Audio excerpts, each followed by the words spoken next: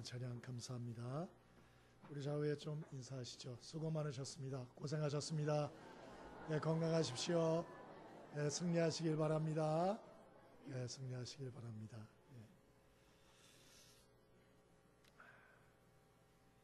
네. 2018년 이제 추석 명절도 끝났습니다. 이제 3달밖에 남지 않았고요. 또 노는 날이 또 있더라고요, 보니까. 10월 3일날, 10월 9일날. 그래서 하여튼 뭐 정신없이 지나갈 것 같습니다. 우리가 이 3달 동안 아마 하고 싶고 또 여러 가지 계획하시는 일도 있으리라 생각합니다. 그러나 참 시간에는 한계가 있고 또 우리 건강, 능력에도 한계가 있기 때문에 다 할 수는 없어요. 내가 뭐 이것저것 다 하면 좋겠지만 그게 안 되니까. 그래서 중요한 게 우선순위죠. 정말 필요하고 정말 중요한 거, 그것부터 우리가 해나가야 되지 않겠나 그런 생각이 듭니다. 남은 3달 여러분 참 보람 있고 의미 있는 이러한 좀 삶 사시기를 바라는데요. 그래서 오늘 말씀을 성도의 우선순위라 이렇게 잡았어요. 성도들이 살면서 우선순위를 어떻게 해야 될까? 안 믿는 사람이나 믿는 사람이나 삶의 우선순위가 똑같다. 그럼 뭐 믿는 이유가 없잖아요. 예? 그러니까 우리가 성도들은 어떠한 우선순위에 마음을 두고 살아야 되나? 오늘 예수님의 말씀을 통하여 몇 가지를 좀 같이 나눠보고자 합니다. 첫 번째로 10절 같이 한번 읽어보겠습니다. 10절입니다. 함께 읽습니다. 자, 시작.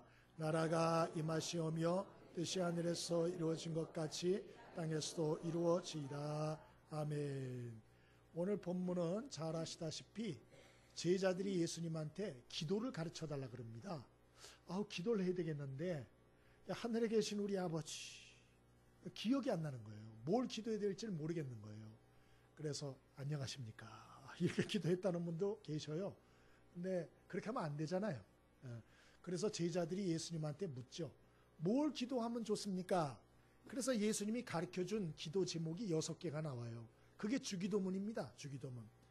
그 내용은 앞에 3가지는 첫 번째가 아버지의 이름을 거룩히 여김 받으시오며, 두 번째가 나라가 임하시오며, 세 번째가 뜻이 하늘에서 이룬 것 같이 땅에서도 이루어지이다. 이게 이제 하나님을 위한 기도 제목, 기도하라는 거죠. 그리고 나머지 3가지 우리를 위한 기도예요. 그래서 4번째는 오늘날 우리에게 일용할 양식을 주옵시고, 5번째 우리의 죄를 사하여 주옵시고, 6번째가 우리를 시험에 들게 하지 마옵시고 다만 악에서 구하옵소서. 이게 다 우리의 필요를 위한 기도 간구죠. 근데 문제는 이 기도의 차례가 마음에 드세요? 여러분 뭐 기도하라면 이렇게 하시겠어요? 여러분 사실 이 기도가 좀 부담되고 마음에 안 드실 수가 있어요. 왜 그러나?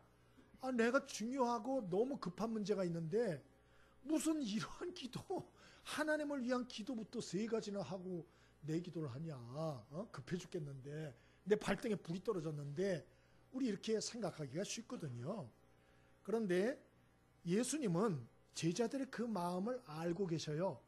그들의 당면한 여러 가지 이런 긴급한 현안들이 얼마나 많은지, 경제적인 문제, 먹고 사는 문제 급하다는 거 아시고, 질병의 문제, 건강의 문제 있다는 거 아시고, 자녀 양육의 문제가 급하다는 거 다 아셔요. 예수님이 그걸 모르시겠어요? 근데도 오늘 이런 어떻게 생각을 하면 허공을 잡는 것 같은 기도, 하나님 아버지 이름이 거룩히 여김을 받으시고, 하나님 나라가 이 땅에 임하게 해주시고, 뜻이 하늘에서 하나님 뜻이 이루어진 것처럼 땅에서도 이루어지게 해달라고 이렇게 기도하라.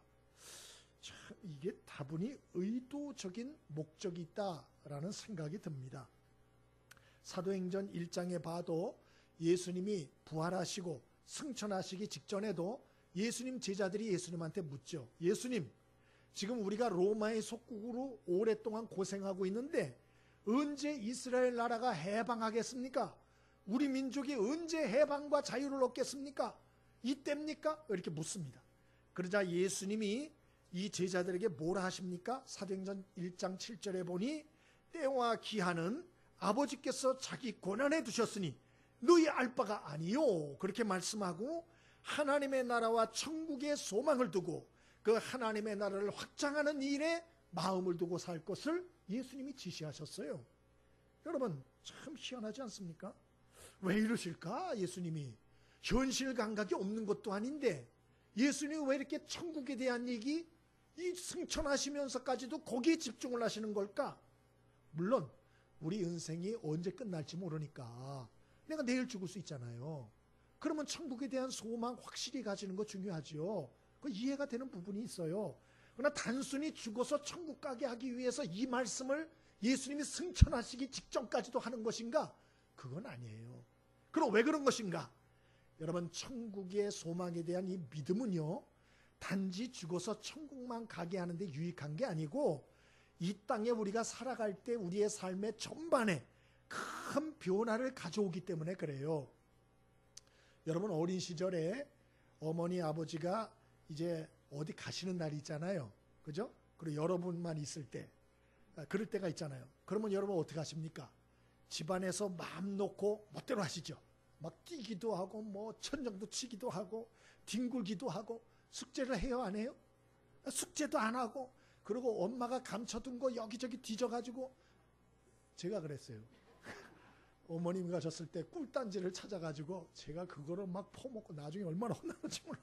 이 비싼 거를 약으로 쓰려고 했던 거 다 퍼먹고 이것저것 뭐 다 찾아 먹고 그러죠. 그런데 이제 어머니가 올 시간이 가까워지죠. 응? 어스름해지고 저녁이 이제 기울기 시작하면 그때 어떻게 하죠? 그때도 엉망 만들어 놓습니까? 아니죠. 정신이 번쩍 나죠. 정리정돈을 시작합니다. 큰일 났다 이거.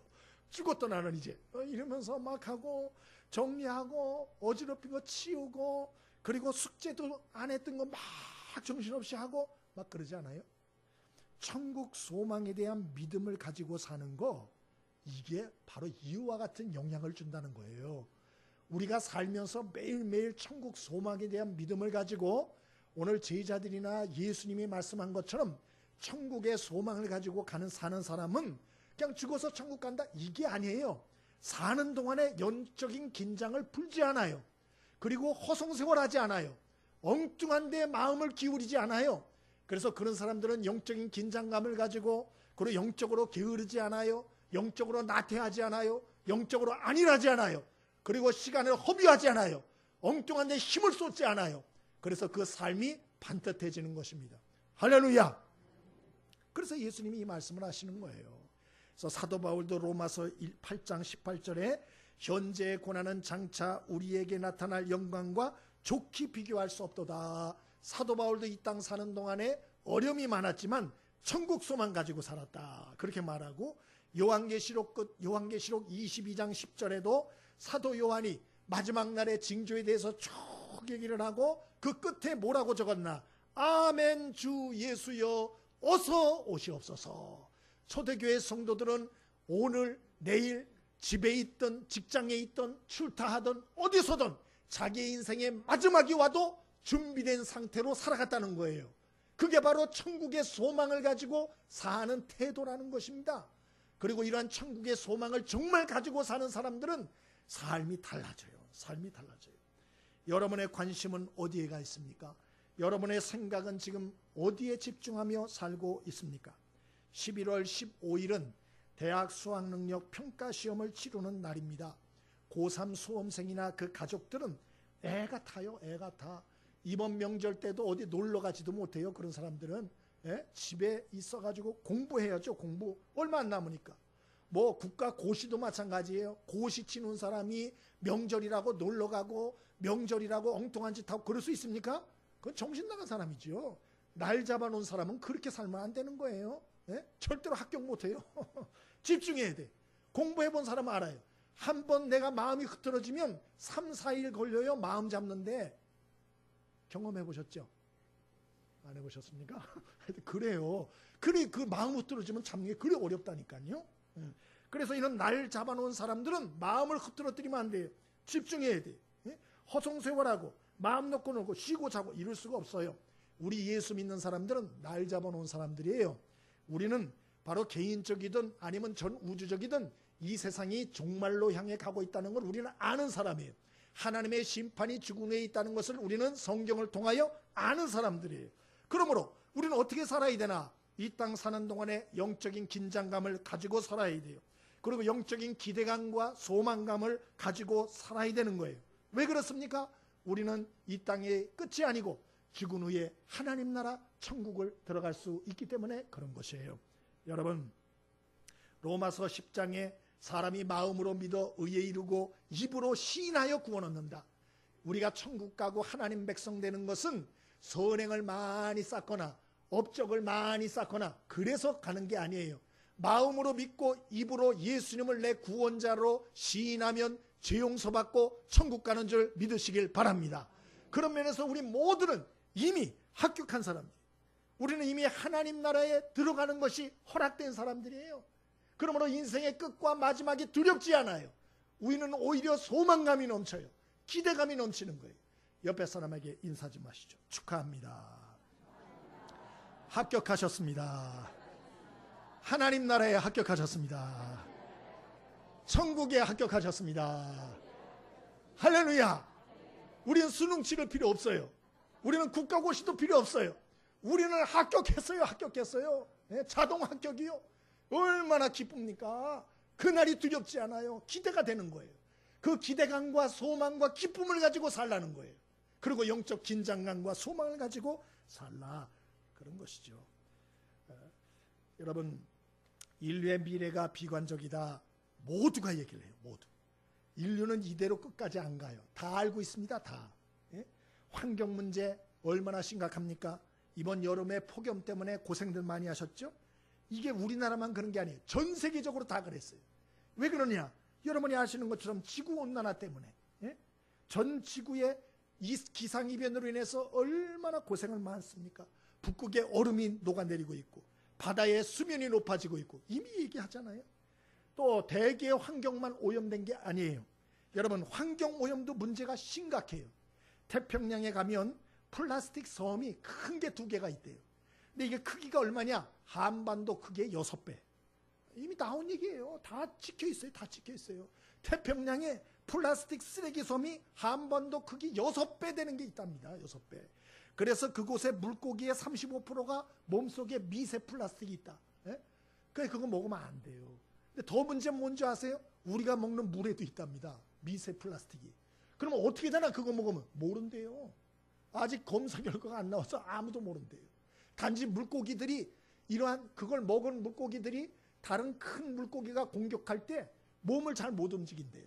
그래서 그 정도 추측하고 있어요 지금. 사람이 이런 감각이 떨어지게 될 것이다. 모든 감각 이 정도만 알고 있을 뿐이에요. 어디 그것뿐입니까? 여러분, 강수력의 부족으로 사막화가 급속화되고 있습니다. 그래서 아프리카는 지금 6,400km, 지구 둘레가 4만 km인데 이 아프리카에 6,400km가 사막화가 진행됐대요.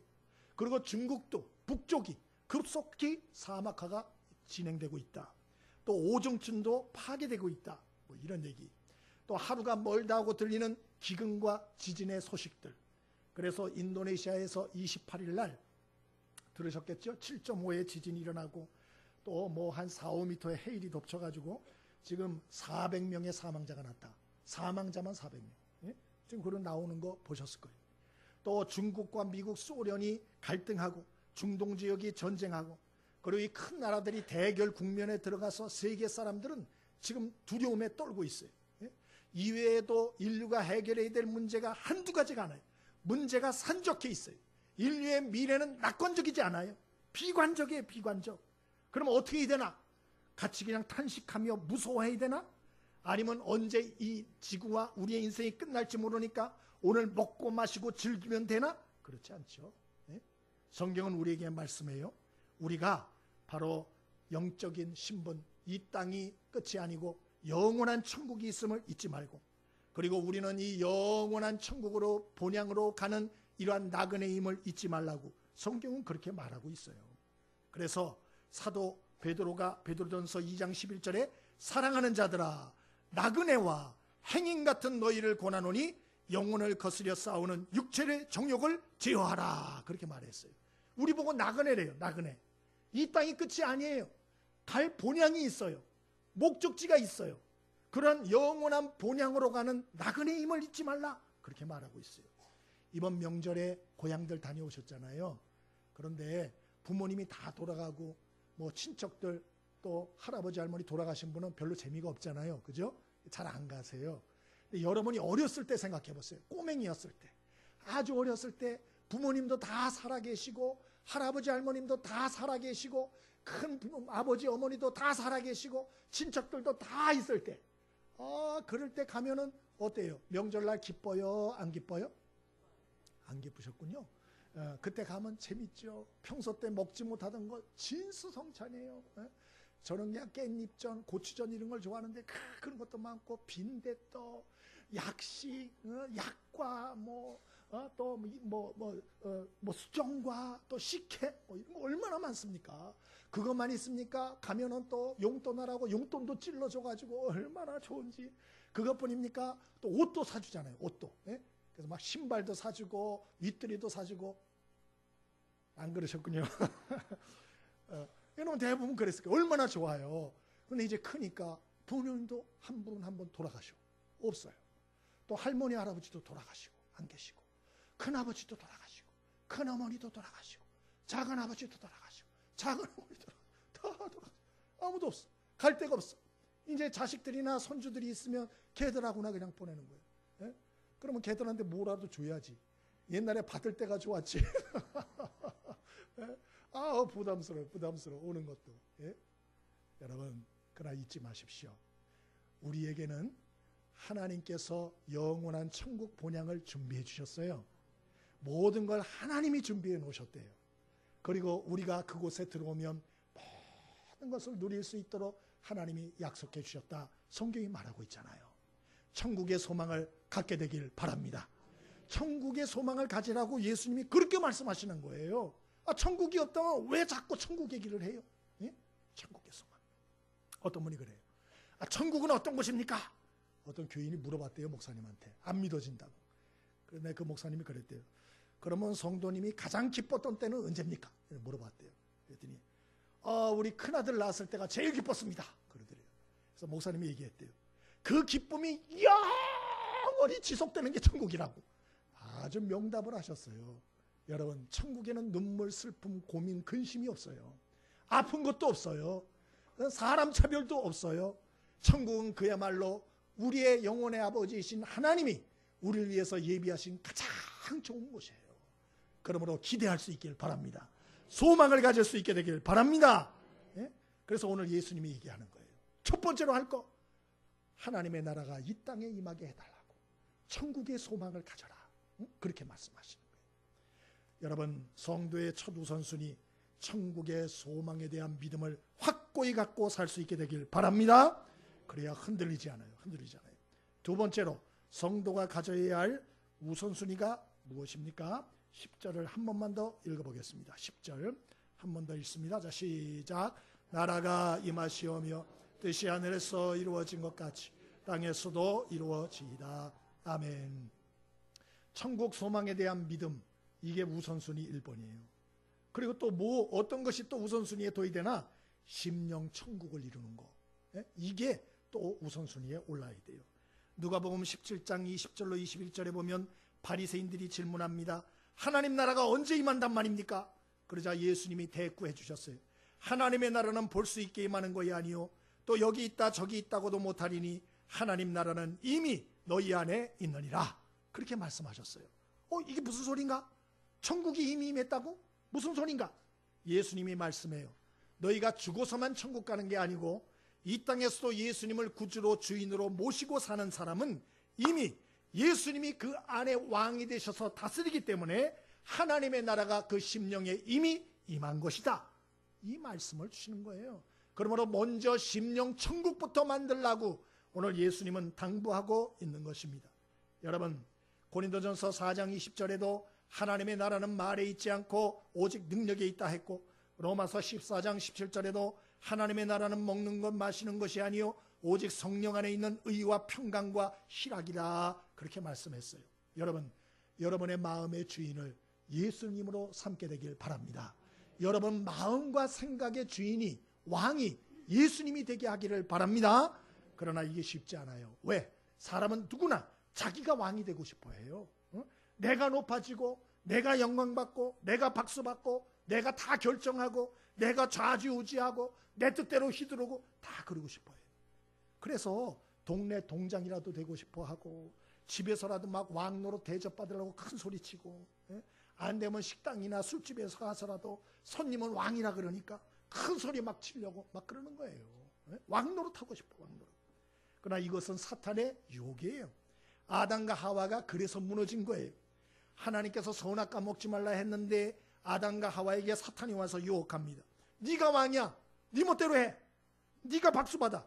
왜 하나님 앞에 빌빌거려? 네 뜻대로 살아. 이렇게 유혹을 한 거예요. 그래서 아담과 하와가 그 유혹을 받고 덜커덕 따먹었다가 멸망한 거 아니에요? 사사기 9장에 보면 재밌는 얘기가 나와요. 사사시대에 기드온의 아들이 있었어요. 여러 명이었는데 이 백성들이 이제 기드온이 죽으니까 이제 누구를 왕을 시킬까 해서 그 아들들한테 와서 왕이 돼달라고 부탁을 했어요. 왕이 돼달라고. 다른 아들들은 다 거절했어요. 근데 그 중에 가장 거칠고 문제 많고 그리고 리더 자격도 없는 아비멜렉이라는 사람이 있었어요. 이 아비멜렉이라는 사람한테 가서 백성들이 왕이 돼달라 그러는 거예요. 요담이라고 하는 선지자가 경고했어요. 가시나무 비유를 하면서 왕의 자격이 없는 가시나무가 왕이 되어서 모두를 고통케 하였다. 당신이 그 사람이 될 것이다. 이렇게 말했어요. 그러면 되지 말아야 되는데 아비멜렉은 굉장한 공명심이 있었어요. 그래서 털커덕 그래 내가 왕이 될게. 이러고 자기가 왕이 됐어요. 왕이 된 지 3년이 지났습니다. 악한 영이 그에게 쑥 들어갔습니다. 그리고 악한 영이 역사하기 시작하는데 세겜 사람이 아비멜렉을 반역합니다. 그러자 아비멜렉이 군사를 이끌고 가서 이 세겜 주민들을 살해합니다. 남은 백성 1000명이 망대 위로 올라갔는데 밑에 나무를 해다 떼워가지고 그 1000명을 불태워 죽였어요. 그리고 세겜성 그 근처에 데베스라고 하는 성 사람들이 또 있었어요. 함께 연합하여 살던 사람들인데 이것들도 씨를 말려야 된다. 침공을 했어요. 그 백성들이 망대로 올라갔어요. 망대로. 이번에도 아비멜렉이 망대에다 불을 질러 다 태워 죽이려고 딱 가는데 그 망대 위에 한 여인이 맷돌을 떨어뜨렸어요. 이 맷돌이 떨어졌는데 실수로 이 맷돌이 아비멜렉의 두개골을 깼다 그랬어요. 그 자리에서 사망했다. 이게 사사기 9장에 나온 얘기. 어이가 없죠. 너무 어이가 없죠. 세상으로 다 얻은 것 같고 모든 건 내가 할 수 있는 것 같아도 세상 일은 내 뜻대로 돌아가질 않아요. 여러분 성경은 우리가 이와 같이 연약한 존재라는 거예요. 그러므로 우리 마음 중심에 내가 왕이 돼서 살면 안 된다는 거예요. 왜? 내가 우선 생각이 딸리고 또 하나는 악한 영들의 역사에 휘둘리기 때문에 그리고 멸망의 길인지도 모르고 내가 가기 때문에 그래서 마음에 예수님을 왕으로 모셔야 된다는 거예요. 성령 충만함을 구해야 된다는 거예요. 성령의 인도하 그 뜻을 따라 살아야 된다. 성경은 그렇게 말하고 있어요. 여러분 오늘 이 말씀을 마음에 잘 새기시고 마음의 주인을 바꾸는 축복이 있게 되길 바랍니다. 어떤 교회에서 결혼한 신혼부부가 있었어요. 둘 다 예배당에서 이제 신혼부부가 결혼을 했는데 행복하게 잘 살다가 몇 달 만에 안 좋은 소리가 들리는 거예요. 둘이 뭐 이혼한다더라 뭐 싸웠다더라. 이 담임 목사님이 주례까지 했는데 그리고 남자는 그 교회에서 어릴 때부터 자라난 사람이라서 만났어요. 상담을 했어요. 아니 이런 소리가 들리는데 어떻게 된 거냐? 그랬더니 이 남자가 하는 소리가 이미 이혼 소송 마쳤습니다. 2주 후에 판결 나옵니다. 그러는 거예요. 이 담임 목사님 너 기가 막힌 거예요. 아니 몇 달 전에 우리 교회에서 내가 주례해서 예배 드리지 않았냐? 결혼 예배. 왜 이러냐? 그랬더니 성격도 안 맞고 뭐도 안 맞고 저것도 안 맞고 이 담임 목사님이 하도 기가 막혀서 질문을 했대요. 그러면 형제 이 일 때문에 하나님께 진지하게 기도했어요? 지금 벌써 이혼 수송 마쳤고 이제 기다리고 있다 그러는데 하나님께 기도했냐고. 그랬더니 그 남자가 그러더래요. 아니요. 이 일 때문에 기도할 생각도 못했어요. 너무 화가 나고 우라통이 터지고 기도할 생각을 못했다. 목사님이 충격을 받은 거예요. 충격을. 어릴 때부터 그 교회에 다녔어요. 그 많은 예배를 드렸어요. 그 많은 훈련을 받았어요. 또 봉사했어요. 교사로 가르치기도 했어요. 그런데 결혼을 놓고 기도 안 해? 또 이혼을 놓고도 기도 안 하고 덜커덕 이혼 못해? 그리고 이 목사님이 그런 생각을 했대요. 야, 이게 교회를 다니지만 마음 중심에 예수님과 하나님이 왕이 아니고 자기 멋대로 자기가 주인 돼서 사는 사람들이 너무 많구나. 그걸 자기가 깨달았노라고. 그래 얘기하는 걸 들었어요. 여러분, 저와 여러분이 이 마음의 주인을 정말로 바꿀 수 있게 되길 바랍니다. 왜 우리의 심령이 천국 되지 않나? 왜 내 삶에 천국이 오지 않나? 그거는 내가 제일 문제이기 때문에 그래요. 예? 여러분, 우리 마음의 왕좌를 내려놔야 돼요. 그리고 우리 마음의 왕좌에 우리 예수님을 왕으로 모셔야 돼요. 그리고 말씀과 기도를 통해서 또 성령 안에서 성령님과 교제하며 그 뜻을 받고 그 지시를 받고 그리고 순종하며 살아야 돼요. 그때 그 주님이 주시는 은혜를 누릴 수 있고 심령 천국을 누릴 수가 있다. 여러분, 심령 천국 꼭 이루는 축복이 있게 되기를 바랍니다. 마지막으로 어떻게 우리가 성도가 우선순위를 둬야 될 것이 무엇인가? 우리 10절을 한 번 더 읽어보겠습니다. 10절입니다. 함께 읽습니다. 자, 시작. 나라가 임하시오며 뜻이 하늘에서 이루어진 것 같이 땅에서도 이루어지이다. 아멘. 마지막으로 성도가 우선순위를 둬야 될 삶은 하나님의 나라를 확장하는 삶이에요. 첫 번째는 하나님의 나라, 천국에 대한 소망에 대한 믿음을 갖는 것. 두 번째로는 바로 내 심령의 천국을 만드는 것. 마지막으로는 하나님의 나라를 확장하는 삶을 사는 것.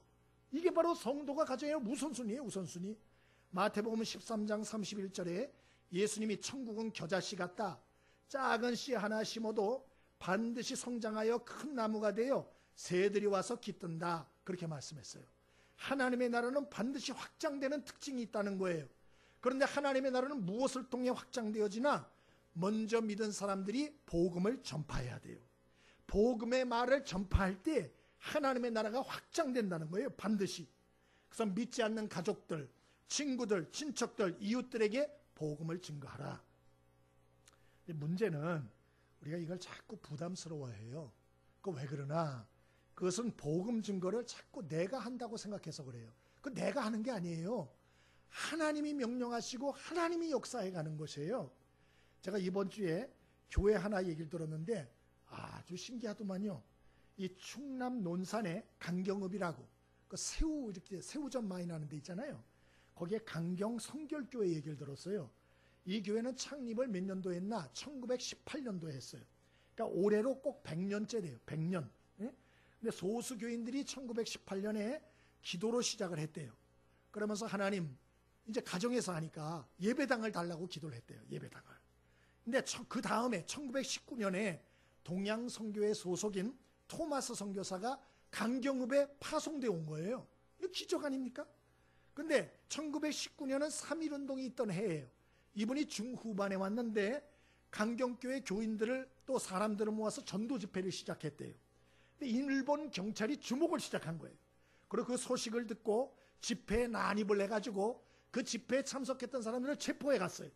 그리고 주동자인 토마스 선교사를 집단 구타를 한 거예요. 그러니까 코뼈가 부러지고 엉망이 된 겁니다. 근데 토마스 선교사는 영국 사람이에요.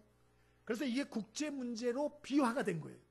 그래서 일본에서 이게 국제적인 문제가 되니까 보상금을 지급했습니다. 당시 돈으로 5만 원. 나쁜 놈들이에요, 일본 놈들이. 그죠? 그때는 그냥 그주면서 여태까지도 안 주잖아요. 그러니까 이 보상금 5만 원. 당시 5만 원은 5층 건물을 살 수 있는 그런 액수를 합니다. 이것을 받은 토마스 선교사가 이 강경 성결교회 거기에다가 헌금을 한 거예요. 그래서 예배당을 지은 거예요. 그래서 1923년에 완공을 했어요. 신기하죠? 이야, 어떻게 핍박이 변하여 축복이 될 수 있는 거예요. 이게 하나님의 역사는 우리 머리로 이게 판단이 안 되는 거예요. 이게 안 좋은 일 같은데 좋은 일이 되고, 이건 죽을 일 같은데 사는 일이 되고, 이해가 안 돼요. 1924년 교회 설립 6주년 때 이제 일본이 초등학교, 보통학교, 뭐 하여튼 모든 학교에 신사참배를 명령했어요. 1924년에. 근데 강경 보통학교에 초등학생 57명과 그 학교의 선생님이었던 김복회 선생님이 반대했어요. 반대했어요. 기록으로 나와 있어요. 그래가지고 주동자인 7명의 초등학생이 퇴학당하고 선생님이 면직 처분됐습니다. 근데 이 학생들하고 선생님이 다 어디 출신이냐? 강경 성결교회 출신인 거예요. 전부 다. 예? 여러분, 이게 신문에도 보도됐답니다. 와, 이런 일이 있다. 총독부에도 보고가 되고, 여러분 자녀가 학교 다니는데 신앙 지키는 절개를 지키려고 퇴학당했다. 좋아요? 직장 다니다가 잘렸다. 좋아요? 아, 기가 막힌 일이죠. 그런데 놀라운 일이 일어났어요. 강경 주민들이 이걸 보고서 교회 사람들을 존경하기 시작했습니다. 그래서 야, 그리스도인들은 다르구나. 저 야소고 교인들은 뭔가 틀리다. 이런 생각들이 들어서 강경 주민들이 교회에 나오기 시작했어요. 그래서 그 해에 300명까지 부흥했답니다. 좀 놀래주세요. 응? 여러분, 이 사람의 역사가 아닌 거예요. 그러니까 이 하나님의 역사인 거예요. 하나님의 역사. 물론 밑바탕의 성도들이 고난에도 불구하고 타협하지 않고 세상과 타협하지 않는 이런 지조가 또 이런 열정들 일조했습니다마는, 그러나 하나님이 모든 것을 역사해 갔다는 건 분명해요. 여러분, 초대교회 교인들이나 사도 바울에게 역사했던 성령님이나 우리 안에 지금 역사하시는 성령님이나 똑같아요. 똑같아요. 근데 왜 우리 안에는 역사가 희귀한가? 제가 생각해 보니까 우리는 너무 겁이 많아. 그리고 너무 쉽게 세상과 타협해버려. 너무 쉽게 포기를 해버려. 이러니까 하나님 뭔가 작품을 만들려다가 그냥 끝나는 거예요. 작품을 만들어 보려다가 그냥 끝나고. 왜? 자기 자신이 포기하니까.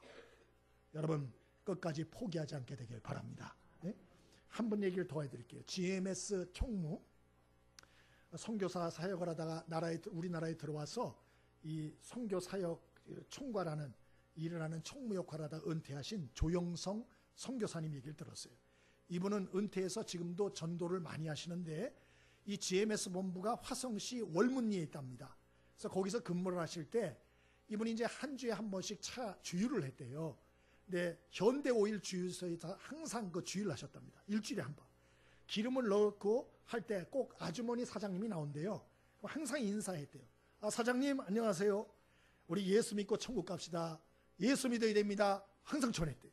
처음에는 이 아줌마가 인상이 굉장히 안 좋았대요. 인상을 박박 쓰고 안 좋더랍니다. 그 다음 주에 또 가가지고도 만땅을 항상 채우고 꽉 채워주세요. 그렇게 하고 우리 사장님 예수 믿고 천국 갑시다. 저는 누구누구입니다. 이렇게 얘기를 하고 싱긋도 안 하더래요. 그렇게 계속 했대요. 주유소에 가서 사장님 예수 믿고 천국 갑시다. 전 누구누구 목사입니다. 이렇게 얘기를 하고 어느 날 이 아주머니 사장님이 나오더니 목사님 차 한잔 하실래요? 그러더래요. 물론이죠. 그러고 기름을 넣고 들어갔대요. 그랬더니 그 아주머니가 그러더래요. 목사님 오늘 제게 복음을 전해주세요. 그러더래요.